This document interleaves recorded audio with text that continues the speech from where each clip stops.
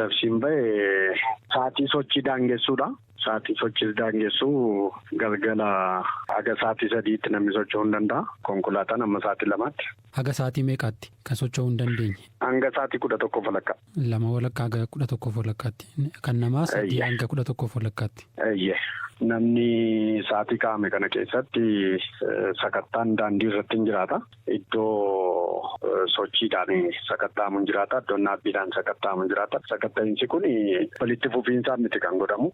Guyyaas miti kan godhamu. Irra guddeessa kan godhamu halkanii garuu guyyaa iddoo muraasa iddoo barbaachisaa jedhamee amanametti kan raawwatamudha. Galgala garuu magaalota keessatti akkasumas dhaabbilee mootummaa fi hawaasaa jiran sakattaan ni taasifama.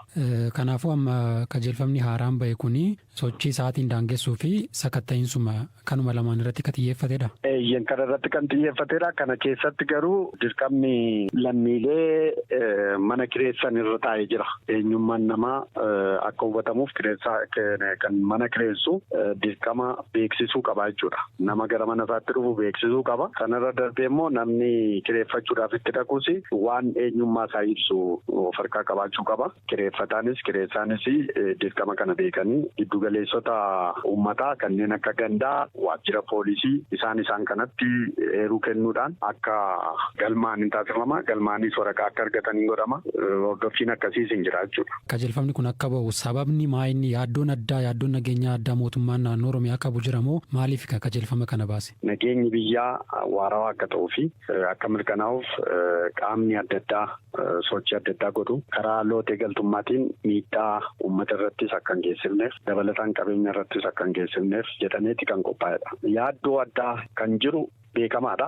Akka biyyaatti haalli jiru waliigala Oromiyaas ni ilaallata. San qofas miti haala qabatamaa naannoo Oromiyaatiinis magaalota keessattuu sochiin meeshaalee seeraan ala akkuma sana daldalli seeraan ala jireenya lammiilee irratti miidhaa geessisuu danda'u. Shirri dinagdee miidhaa geessisuu danda'u akka raawwatamneef xiyyeeffannoo addaatiin dhimma ilaalameedha. Waraana deemaa jiru kanaan wal qabatee namootni buqqa'anii baqatanii dhufan gara naannoo Oromiyaatti shanootti torbee darbe gabaasawwan adda addaa argaa turre. Lammata immoo sochiidhuma hidhattoonni taasisan kana wajjin keessaayyuu isaan warri hidhatan kuni naannoo Finfinneetti marsaa jirra magaalaa akka laga xaafuu kana fa'aa keessa socho'aa jirra waan jedhufaa kana hin nageenya gama isaanii waan ta'eef kan akka yaaddootti ni ilaala mootummaan naannoo Oromiyaa.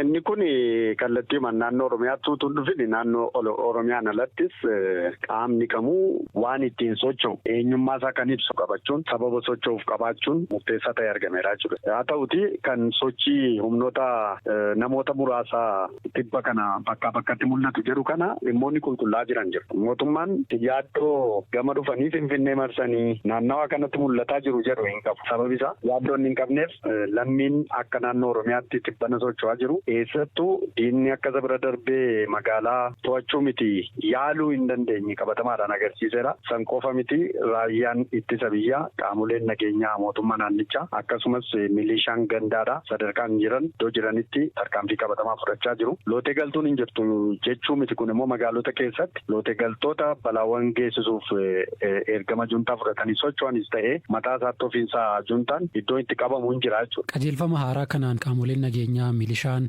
warreen sakkattiinsa kana raawwatanii namoota nagaarratti namoota jiruuf jireenya idilee isaanii gaggeessan irratti sarbama adda addaa kan geessisne of eeggannoon godhamu maalidha? Qajeelfama kana da'oo godhachuu. Baay'ee gaaffii gaariidha. Qajeelfamichuma keessatti qaamni seeraa ulaagaan inni guutuu qabutu taa'ee jira. Qaamni kamuu sababa gahaa hin taaneen karaa seera qabeessa hin taaneen maqaa hordoffii kanaatiin yookaan labsii yeroo hatattamaa kanaatiin miidhaa geessisu qaama seeraas ta'ee jechuudha. Seera duratti itti gaafatamummaa kan hordofsiisu taa'eera jechuudha labsii kana keessatti. Akkaataa labsii kanaatti namni heeruu gahaa hin taaneef qabatamaa hin taaneen nama qabee ofiisaatti seera duratti gaafatamaa waan ta'uuf hordoffiin gama sanaan taasifamu hin jira jechuudha. Sana qofa miti caasaa sadarkaan jiru hunda yaada uummataa hin fudhatama. Deeggarsi uummataas hin gaafatama. Inni kun hin hordofama. Komaandi poostiin sadarkaadhaan dhaabatu hundinuu gamaggamaa hin deema. Hanqinoonni bakka jiranitti sirreeffamu hin taasifama.